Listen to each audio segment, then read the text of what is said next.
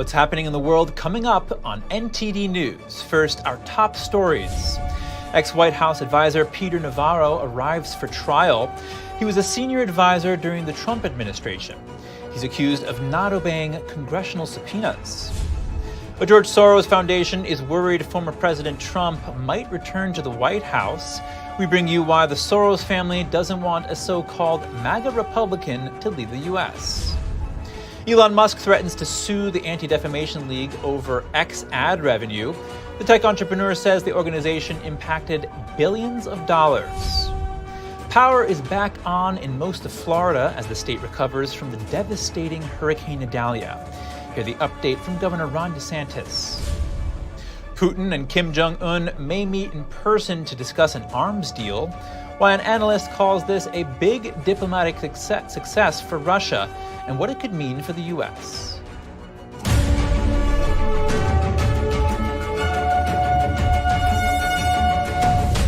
Welcome to NTD News Today. I'm Chris Beers. Our top news. Former Trump White House advisor Peter Navarro is in court. He's accused of ignoring subpoenas from the January 6th committee. Today,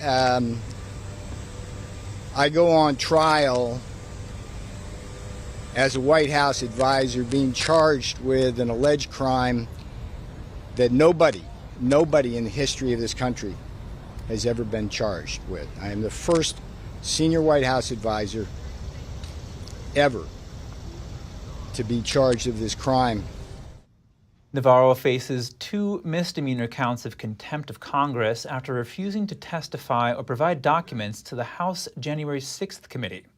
He has pleaded not guilty to the charges on the grounds of executive privilege. That's a legal doctrine that shields certain White House communications, but a judge ruled that he does need to go to trial, saying it's unclear if Trump evoked the executive privilege. Each contempt count Navarro faces could carry 30 days to 1 year in jail, as well as a fine of up to $100,000. Jury selection begins today.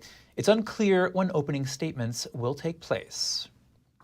The Soros Foundation is worried former President Trump might win the 2024 presidential election. Trump would allegedly hurt European unity and progress made in the Ukraine war. Here's the story. George Soros founded the Open Society Foundations, or OSF, which is now led by his 37-year-old son, Alex Soros. Amid rumors of the Soros family leaving Europe, Alex Soros published an op-ed for Politico titled, "No Soros Retreat from Europe." In it, he predicts that former United States President Donald Trump, or at least someone with his isolationist and anti-European policies, will be the Republican nominee. Alex Soros says he's adapting OSF to be able to respond to whatever political scenario emerges after the dust settles from next year's presidential election.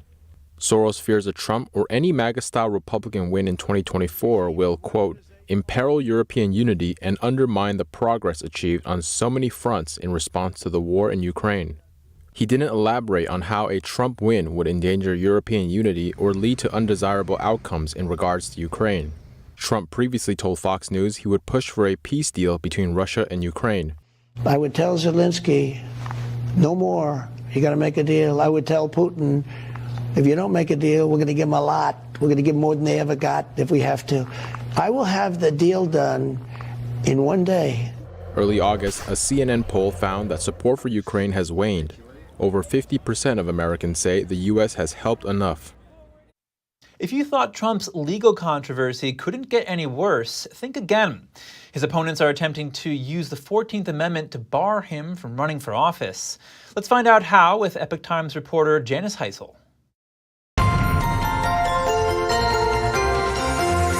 Janice Heisel, thank you for joining us.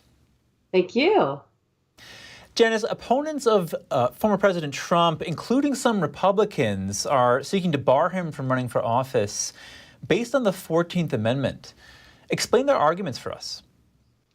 Well, it's kind of an interesting theory that under the 14th Amendment, there's a Section 3 that specifically states that anybody who was involved with an insurrection or rebellion cannot hold public office in the United States of America ever again.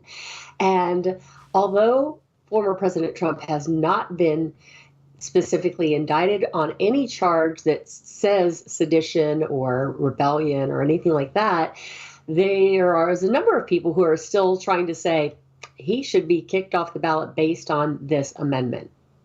Yes, and we know that none of the January 6th defendants have been charged on insurrection. What are they saying to back up this claim of insurrection for Donald Trump? Well, the allegation is just that he was encouraging the protests that occurred on January 6, 2021, the one that turned violent, of course, unfortunately, at the U.S. Capitol. However, one of the very interesting angles to all of this is that there are some legal scholars, including Han von Spasskovsky with the Heritage Foundation.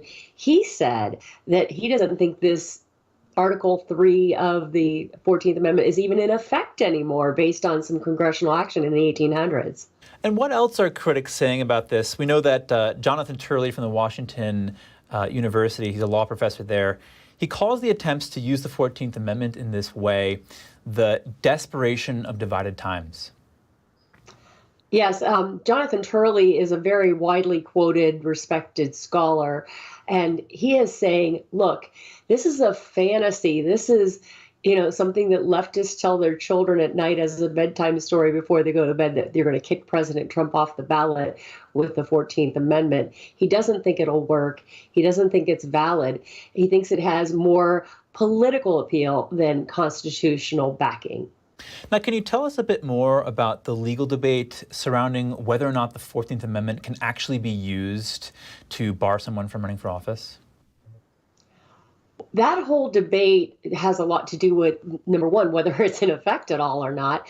But number two, the fact that President Trump hasn't been convicted or even charged specifically yet. Now, there are some concerns out there that there could be a revised or what they call a superseding indictment issued that would tack that charge on, like they did, for example, in the Florida case. They added some more charges there, the federal prosecutors did.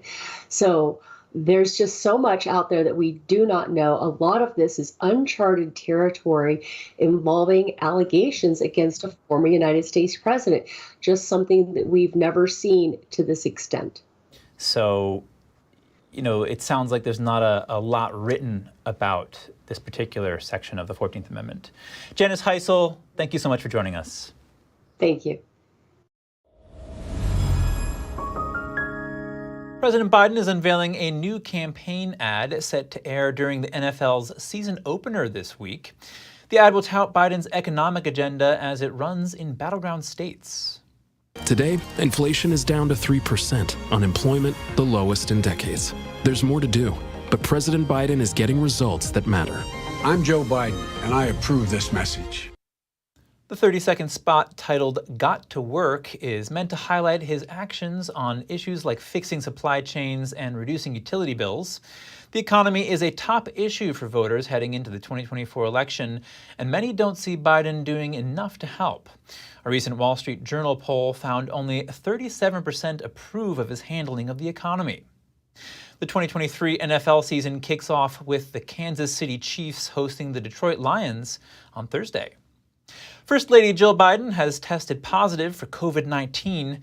The White House disclosed the news last night. President Biden has tested negative. White House Press Secretary Karine Jean-Pierre said the president will continue testing at regular intervals this week. As for the First Lady, a spokeswoman says she is experiencing only mild symptoms and will remain at the First Family's home in Rehoboth Beach in Delaware. The president returned to the White House last night. He's due to travel to a Group of 20 summit in India on Thursday. Life is getting back to normal in Florida after Hurricane Idalia. Governor Ron DeSantis said utility companies have made tremendous progress restoring power to homes and businesses. So here we are 5 days after the storm hit, and there have already been 545,000 accounts restored. That represents more than 96% of all the accounts that were affected since the storm hit. But this, to be where we are now, this has probably been the fastest restoration, even faster than we did during Hurricane Ian. DeSantis says crews are working to restore power to the remaining 23,000 customers still without light. He said it still may take some time depending on the damage to power lines and other infrastructure. After the break, Chinese nationals, sometime posing as tourists, are reportedly accessing military bases and other sensitive sites in the U.S. And police in Austin, Texas are asking residents to call 311 if robbed after a bank withdrawal. More in just a moment here on NTD News Today.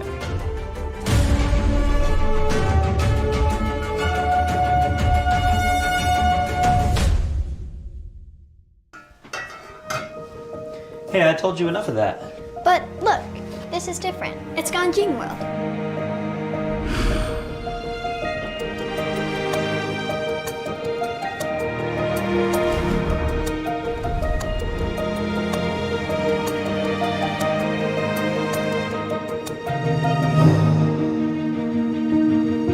Ganjing World. Family-friendly entertainment.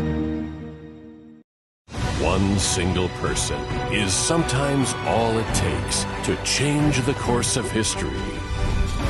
With courage and great effort, our ancestors built the pillars we stand on today, leaving us a legacy of art, music, and wisdom. At the heart of almost every culture is our relation and connection with the divine. Today, their profound contemplations, beliefs, and great sacrifices have at times become misunderstood and even ridiculed. With the help of academic experts, we'll shine a new light on some of the most influential and courageous characters in history and the miracles that surround them.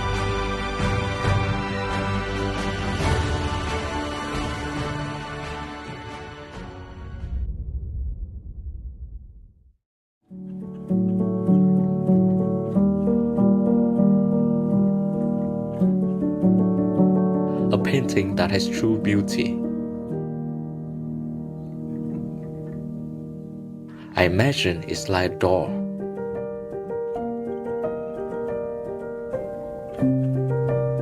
The artist holds the key to open the door and bring people to a purer world.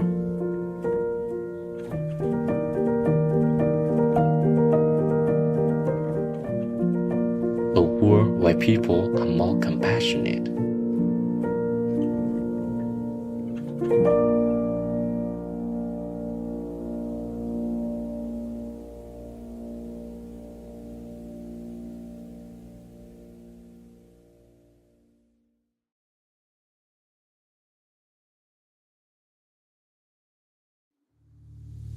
I am Li Qing-yung, the founder of Kwai Shan Fang.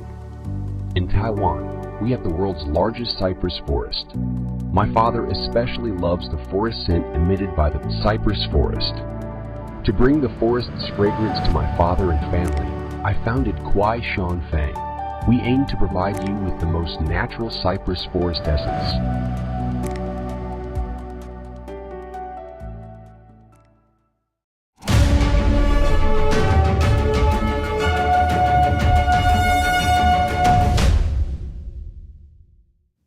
Welcome back. Tech billionaire and ex-owner Elon Musk threatened to sue the Anti-Defamation League. He accuses the organization of severely hurting X's ad revenue. Musk said the organization was actively trying to sabotage his social media platform and caused a drop in advertising revenue in both the US and Europe. He accused it of pressuring companies with claims that X has allowed anti-Semitic content to flourish. X countered those claims with a March report showing hate content has actually dropped. Musk says advertisers informed him of alleged pressure by the organization. He says it causes advertisers to pause their campaigns until the Anti-Defamation League approves. The Anti-Defamation League is a prominent organization with the mission of preventing the defamation of the Jewish people and advocating for justice and fair treatment for all. Musk posted that the organization would potentially be liable for destroying half the value of X and could owe X $22 billion. He also posted that they would at least be liable for $4 billion. The Anti-Defamation League did not respond to requests for comment. Police in Austin, Texas are asking residents to call 311 if they're robbed at an ATM. It's because the city's police have limited resources and are understaffed. 311 is a number usually used for non-emergency information requests. In a post on social media platform X, Austin police say it mentioned when you were robbed from a bank in your 311 call. The post says include the time and date your money withdrawal. The move comes during a rise in crime in Austin. Fox News reports since 2020, auto thefts are up 77%. Aggravated assault has risen 18%, and murders are up 30%. Austin's Police Association president told Fox News last month the department should have around 2,000 officers, but there are currently less than 1,500. It seems America could be in the midst of a police officer shortage, and numerous towns and cities are disbanding police forces. Here with me live now is my friend and colleague, NTD Business's Don Ma. Don, what are you seeing from your sources about the situation? Yeah, Chris, a big factor that's causing this is an exodus from law enforcement, actually. So officer resignations were almost up 50% last year compared to 2019. And retirements as well are up nearly 20%. And as well, in the past 2 years, at least 12 small towns have dissolved their departments. So all this is according to a survey of nearly 200 police agencies by the Police Executive Research Forum. Agencies of all sizes are struggling to fill open positions. Some bigger agencies are doing better, but the problem is especially dire in smaller communities that can't really match the pay and incentives offered by bigger places. So that's just an overview. Why are these shortages happening? Right. So the executive director of the Police Executive Research Forum says that other than the exodus, of course, of veteran officers, young people are actually increasingly unwilling to go through the months of training necessary to become an officer. So basically what you have is fewer people applying to be police officers, and more officers are retiring or resigning. So applications for full-time officer jobs plunged around 70% between 2020 and 2022. And on top of all this, Chris, it doesn't help that there have been a lot of criticism of police officers after the death of George Floyd a few years ago. So from Minnesota to Maine, Ohio to Texas, when small towns are unable to fill positions, they have really no choice, but to eliminate their police departments and turn over police work to their county sheriff or a neighboring town or state police. And what are some possible solutions to this shortage of officers, Don? One of the solutions perhaps is to get more young people interested in this profession, offering more internships perhaps to college students and providing creative incentives to new hires. And maybe departments can also consider removing some roadblocks to this profession. And besides that, Chris, I like to add a point that this isn't just a problem for smaller places. Some reports are saying places like New York, police officers are retiring and resigning in record numbers. And you've probably heard of the defund the police movement.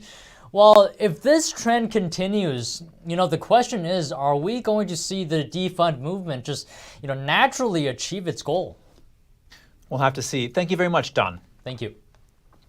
Chinese nationals, sometimes posing as tourists, have reportedly accessed military bases and other sensitive sites in the U.S., up to 100 times in recent years. They've been dubbed gate crashers because of their attempts to enter without authorization. NTD's Jeremy Sandberg has more on what officers call potential espionage threats. The Wall Street Journal, citing anonymous U.S. officials, reported that the FBI, Defense Department, and other agencies held a review last year to try to limit the incidents. Gatecrashers ranged from Chinese nationals found crossing into a U.S. missile range in New Mexico to scuba divers swimming in murky waters near a U.S. government rocket launch site in Florida in the close to 100 incidents tracked. Officials say the tactics appear to be aimed at testing security protocols at U.S. military installations and other federal locations. The incidents that occur in rural areas with little tourism typically involved Chinese nationals who officials say are pressed into service and required to report back to the Chinese regime. Concerns over CCP espionage are high after a Chinese spy balloon crossed the U.S. before being shot down earlier this year. Representative Jason Crow, a member of the House Intelligence Committee, says Congress is considering legislation on the issue. That's over fears the growing number of gatecrashers could go unnoticed or be understated, as most trespassing laws are at state and local levels, not federal. Officials familiar with the incident say many of the trespassers are only detained briefly, then escorted out of the U.S. Jeremy Sandberg, NTD News. The massive manhunt continues in Pennsylvania for escaped murderer Danilo Cavalcante. 4 sightings were reported since his escape last Thursday. Now police are using a unique tactic to get him. The escapee's mother recorded a message in Portuguese, his native language, urging him to surrender peacefully. It's being broadcast from police helicopters and vehicles in the area. Police think Cavalcante is hiding in a residential neighborhood near the prison. A doorbell camera recorded a picture of him over the weekend. Police at one point spotted him and gave chase but lost him. The fugitive was convicted of murder for fatally stabbing his ex-girlfriend. He's also wanted in Brazil. The prison in Pennsylvania has declined to provide details about his escape. 23 people are injured after a car crashed into the wall of a restaurant. The accident happened yesterday at a Denny's in the Houston area. As you can see, the car was going fast enough to break through the wall and completely enter the building. It's not known exactly what led to the crash. Police say none of the injuries are life-threatening, but some are severe. The driver was not injured. In another accident, at least 6 people were injured when a pier suddenly collapsed in Madison, Wisconsin. Those who fell into the water swam ashore, and officials say no one else was trapped or drowned. And a stunning rescue in California. A driver was found alive after spending 5 days at the bottom of a 100-foot cliff. He was trapped in his pickup truck about 60 miles south of Bakersfield.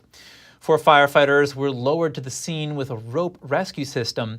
Since the motorist was immobilized, they used a basket to raise the person to safety. The cause of the accident remains unknown. Coming up, food delivery services are banned from the upcoming G20 summit in India. Authorities are ramping up security measures. And what's behind the recent coups in Africa?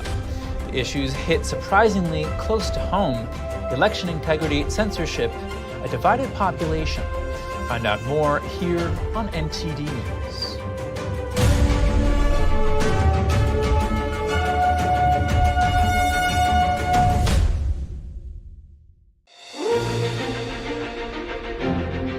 NTD's Capital Report. It's about getting answers, cutting through the fog of politics. It's about your questions and our chances to ask. What is the net impact of the American Congressman Graves? Thank you for joining us. We're speaking to those in power to find out what does this mean for the people. We're here so you're in the know.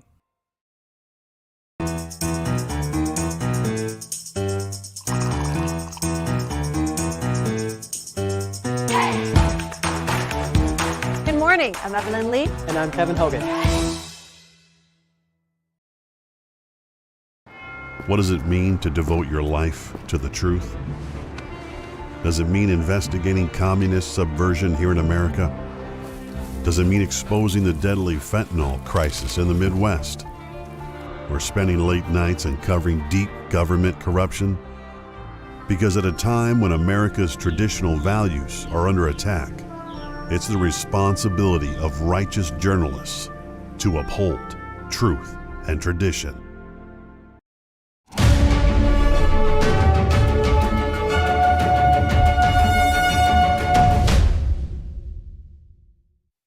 Back to the news. No delivery services will be allowed in the upcoming G20 summit. Authorities are ramping up security measures in the Indian capital of New Delhi. All online deliveries of food, as well as from sites like Amazon, are being banned for the duration of the summit. Essential services like medicine deliveries will be allowed. The G20 summit takes place this coming weekend. North Korean leader Kim Jong-un may meet with Russian President Vladimir Putin to discuss potential arms deals. U.S. national security officials believe deeper ties between the two countries could pose a threat to Washington. NTD's Andrew Thomas reports. Russia is showing interest in North Korea amid isolation over its war in Ukraine. Relations between the two countries haven't always been friendly, but the leaders may soon meet. North Korea expert Andrei Lonkov explains the significance. It's remarkable that personally I would expect that Kim Jong-un's first trip after the COVID isolation period, which lasted for 3 years, would be to China. However, it's to Russia, which is a big diplomatic success for Russia. North Korean dictator Kim Jong-un hopes to show the world that Russia is an important ally, but a show could be all it is. Kim Jong-un will try to get some kind of economic assistance, politically motivated economic assistance from Russia. Maybe he will get some promises, but I don't think he will get much of real stuff. Russian Defense Minister Sergei Shoigu visited North Korea on July 25th for the 70th anniversary of the end of the Korean War. The visit also included talks with Kim. He wants to create an impression that he has Russian backing, which is partially true, but he wants to seriously emphasize it. He wants to get some military cooperation and assistance. Lonkov says Russian President Vladimir Putin is looking to create trouble for the U.S., especially amid the Western support for Ukraine in what has become a war of attrition. It's basically about sending a signal to Washington that Russia is capable of creating some additional trouble for the United States in East Asia. Russia has also announced possible joint military exercises with North Korea. Andrew Thomas, NTD News. Another African coup, the 8th in 3 years. The military of the Gabon Republic seized control of the government last week amid a lack of transparency surrounding the recent election. Here to discuss is President of the International Strategic Studies Association, Gregory Copley. He explains the frequency of military takeovers in Africa.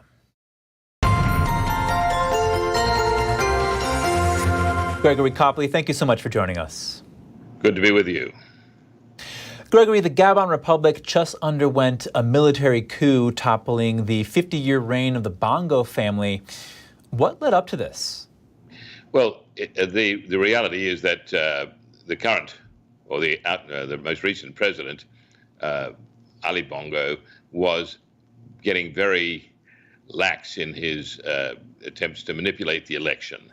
I think he thought it was a given that he would get his third term. There would be no dispute, no opposition. And of course, there was widespread opposition to it. And there were fairly legitimate complaints by the international community who saw no transparency in the situation there. So the answer to that from the Bongo government was to close down all communications and internet access in and out of the country. The opposition candidate claimed before the election council had made their decision, he claimed that he had sufficient votes to have won the election. He was immediately silenced, and the election commission then said that Ali Bongo had won a third term in office. Now, it was patently unfair and unrealistic. The public reacted accordingly. And maybe you can just say a bit more, why are so many coups happening in Africa? Well, as I say, because the elected governments, or so-called elected governments, have been manipulating their situations. They've been staying in office through false means, or gaining office through false means, political manipulation, as I call them, pseudo-coups, and the public's not happy with that. And then when the economies suffer, and the people are getting poorer and poorer, the military is the only national instrument which can redress that situation, because the courts, by and large, don't have the power or the will to intervene. And even if they do, the governments tend to shut them down. So the real problem goes back to the reality that we're looking at states which were artificially created during the colonial era and then left to independence, and yet there is no grassroots national sentiment. So the military becomes the only vehicle, if you like, to act as the safeguard of the constitutions. You've also said that Western societies now face similar dilemmas to African nations like we've been talking about. How so? Well, we're seeing that a lot of elections in the West, not just in the United States or North America or Europe and Australasia and the like, but throughout the world, we're seeing elections not being accepted by large sections of populations. So we're seeing that democracy is starting to represent the tyranny of the marginal majority over the marginal minority. We're not seeing any governments which are attempting to govern for the whole of the population. They tend to view those who voted for the opposition as the enemy of the government, and therefore they're punished, as we're seeing today in the United States, for example, with a highly polarized situation. And at some point, that is going to have to be addressed, because the prestige of the West, the prestige of the United States particularly, is suffering enormously in the world, because it's seen now to be a divided, polarized country that cannot, if you like, overcome its own domestic debates, and therefore has lost prestige and influence in the world community. It's no longer seen as the shining city on the hill, which it once was. Gregory Copley, thank you again for joining us. Thank you. And if you have any news tips or feedback for the show, please feel free to email us at news.today@ntd.com. Coming up, Chinese electric cars make waves at Germany's International Car Show.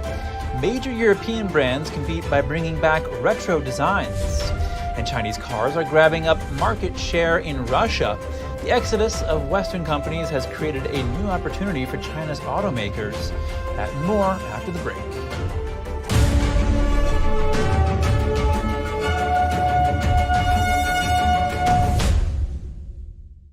Stay tuned to get 2 rolls of alien tape free. You wouldn't stick your mother-in-law on the wall, but you could with alien tape. It just sticks. Just peel and stick to make anything stay in place quick. Brick, pavers, marble, tile, plastic, even leather. Nothing works better than alien tape.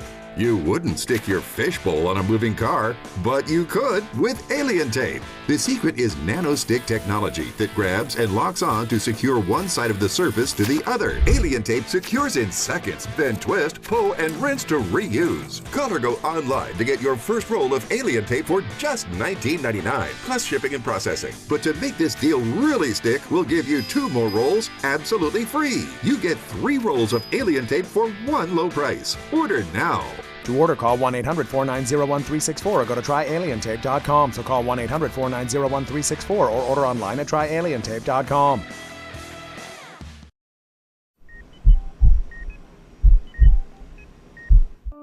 I had a pretty normal mom life. Everything was pretty good, and it was a very happy life.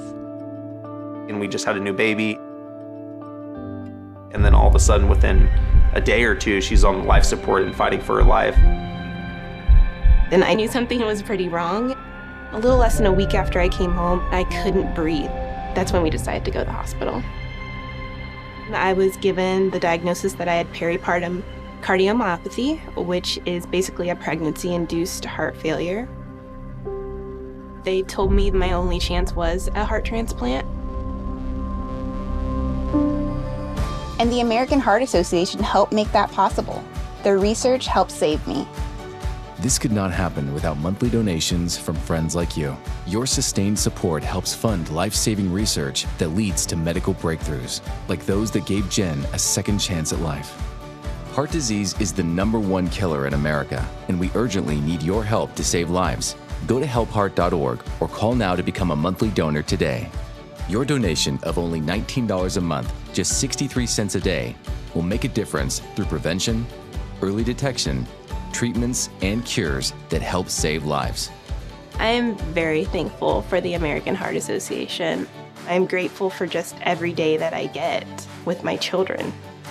Please go to helpheart.org or call now with your donation of just $19 a month. Join our community of monthly donors, and you'll get this limited edition t-shirt you could wear to show you're helping save lives. One simple act today can save your life or the life of a loved one. So please, call or go to helpheart.org now to help save lives.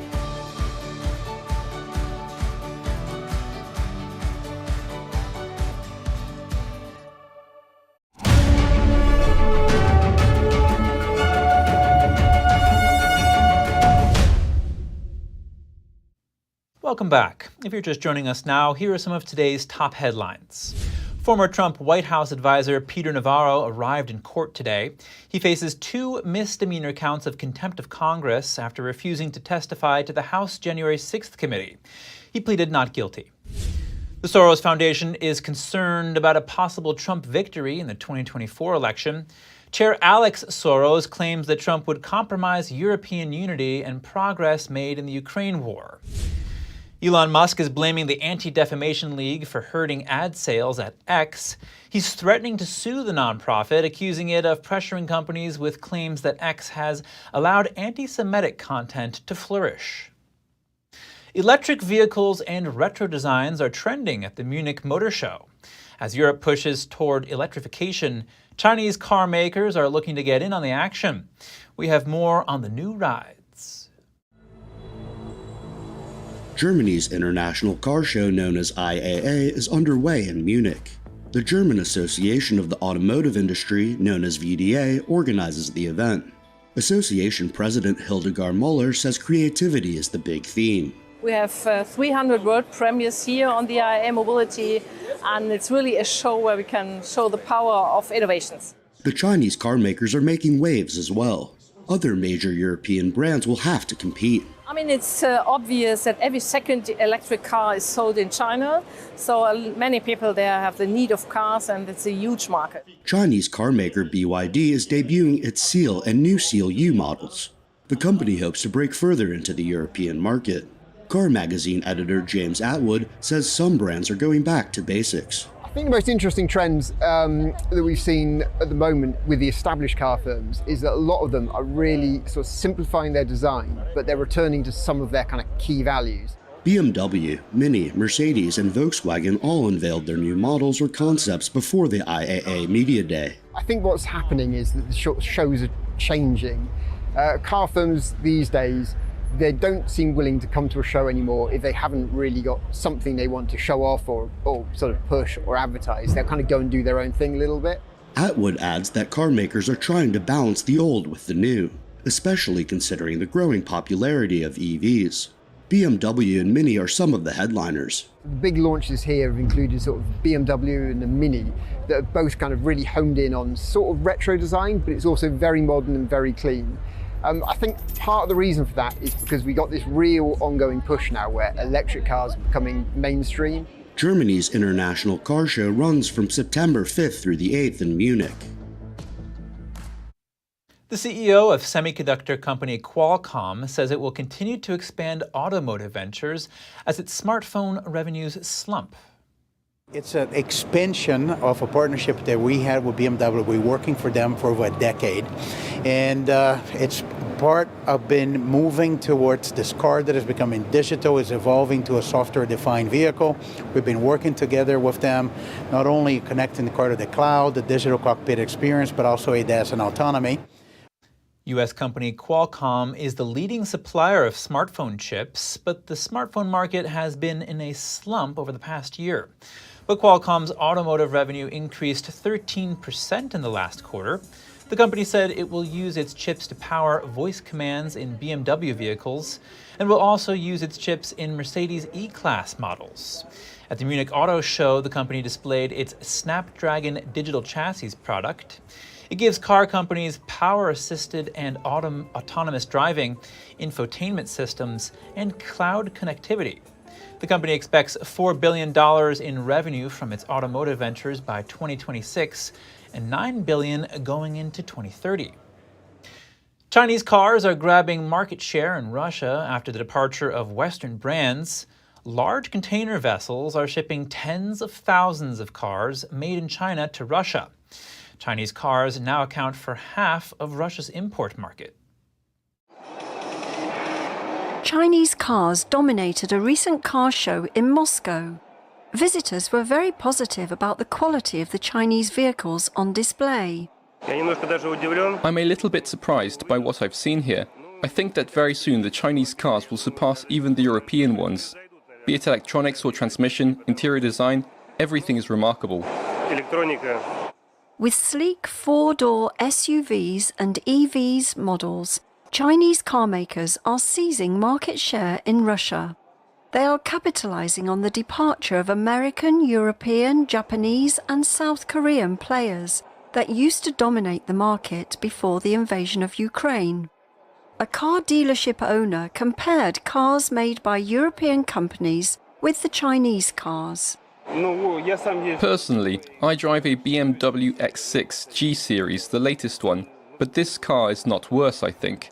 I do not understand the multimedia system as it is in Chinese, but the feeling of the finishing materials is very positive. Data shows imported Chinese cars now account for nearly half of Russia's market, compared with just 7% 2 years ago. Some 10 years ago, we saw Chinese mobile phones break into foreign markets. We are standing at the same historic crossroads now. We see the Chinese cars, electric vehicles on sale overseas. And it's a lucrative business. Official figures from China showed in the first half of this year, Chinese car makers' exports of passenger cars to Russia has increased by over 6 times year on year, with a value reaching nearly £4 billion. Beijing scrambling to bail out its indebted housing sector. Authorities rolled out measures like lowering mortgage rates for first-time buyers, but are they enough to tempt residents? Let's hear from them. Fears about the economic slowdown are stopping Shanghai residents from buying property. For now, I wouldn't want to buy a house. To be honest, no matter what policies come out, it won't reach the point where ordinary people would want to buy a house. Policy easing is pretty crucial. John Lam, head of China and Hong Kong property at UBS Investment Bank Research, expects more easing measures to be announced soon. But he still believes property transactions will fall by about 15% in the second half of the year. If the sales continue to decline or do not have material impact from the policy easing, then we may continue to see the price decline here. Leading developer Country Garden is scrambling to avoid default, and fears of contagion to other property firms are mounting. There are concerns developers may struggle to complete projects. It's not just the cost of borrowing putting buyers off. White-collar workers are taking pay cuts, and unemployment is high. A breach in the Great Wall of China. Chinese state media says 2 people caused the damage while trying to create a shortcut with an excavator. The gap was spotted last month on a section of the Great Wall in central Shanxi province. Police arrested a 38-year-old man and a 55-year-old woman. The area is one of the surviving complete sections of wall and watchtowers. It's listed as a provincial cultural relic site with a history dating back to the 14th to 17th centuries. Coming up, Venice may not be a free city for tourists anymore. Officials are planning to charge a €5 entrance fee. Who will be affected? And a wildlife reserve in Kazakhstan hopes to revive a wild tiger population. The first step, reintroduce their prey, a curious donkey-like creature. More soon here on NTD News.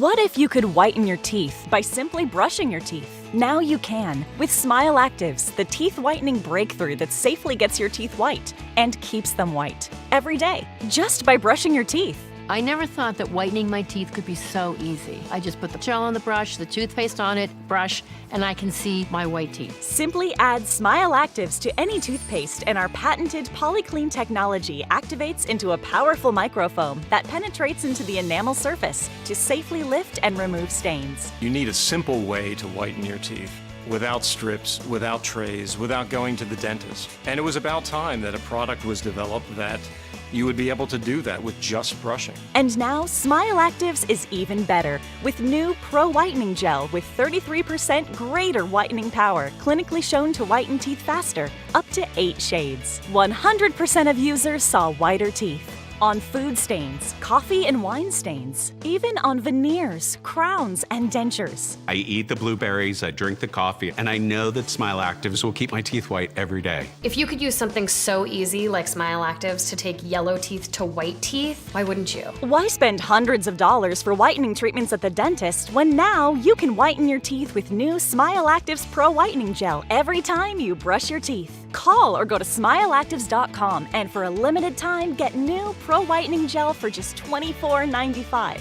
Order in the next 5 minutes and buy one get one absolutely free for just $24.95. That's 2 for 1 and save 58%. We'll even include free shipping. Get your teeth whiter guaranteed or return it within 60 days for your money back. I smile every day now. The difference is literally night and day. So now I'm always smiling, always choosing, because now my teeth are much whiter. This offer is not available in stores, so call or click now before the special buy one get one free offer goes away. Anyone who's ever sold a home will tell you it's really hard. And it's one of the biggest financial decisions you'll ever make. That's why who you work with matters. Together with HomeLight, we take care of every detail.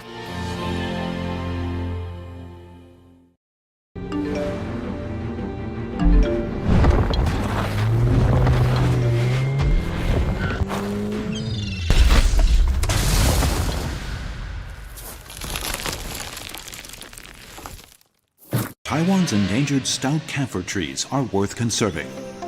Alps Biotech is committed to nationwide restoration to maintain eco-balance. To help counter global warming, we're keen to act on carbon reduction and attain zero emissions. We're realizing ESG sustainability while building up carbon credits. Restoring stout camphor trees, promoting global sustainability. Alps Biotech.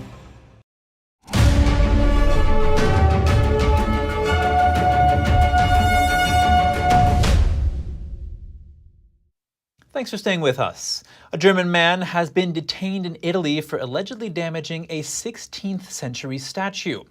The entire incident in Florence today was caught on security footage. The statue features sea god Neptune atop a shell-shaped carriage being pulled by horses. The 22-year-old man is accused of scaling a barrier to stand on the hoof of one of the horses.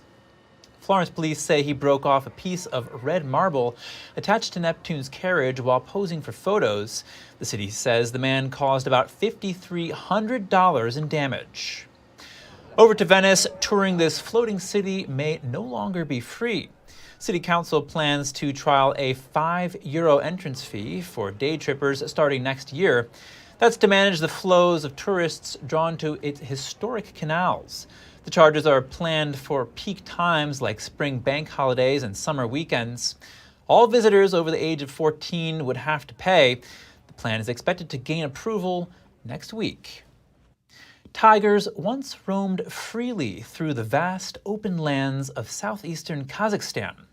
Now a donkey-like creature could help restore the big cats to their former habitat. Let's take a look at the apex predator and its prey. Tigers like this once roamed large areas of Central Asia.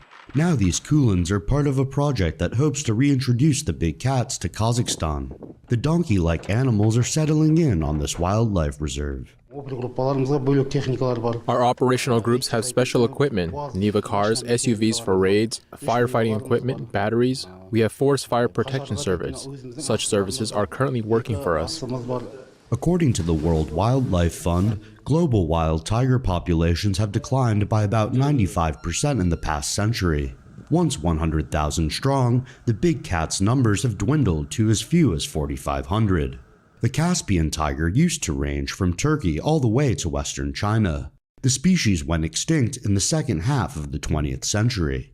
But Central Asian tigers are almost genetically identical to tigers in the Russian Far East. So the nature reserve started a program to bring Siberian tigers into the area. The plan is to create an ecosystem suitable for the tiger's habitat and diet. Bugara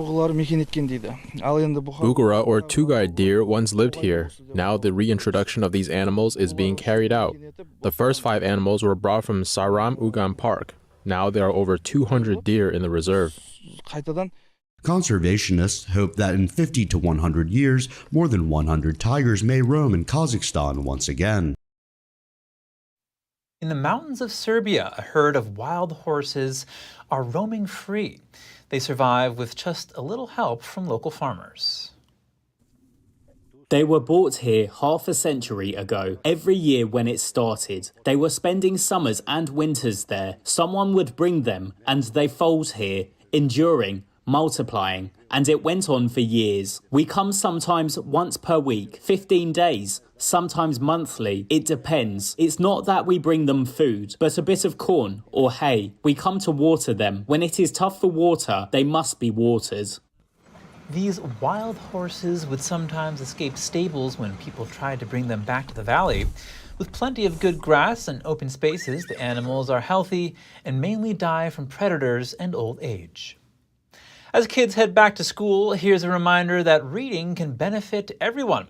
Tomorrow is National Read a Book Day. Every September 6th, Americans are invited to turn the pages of their favorites or pick up something new.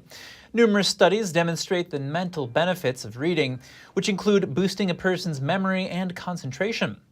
Older readers also seem to show a slower cognitive decline compared to those who don't read as much.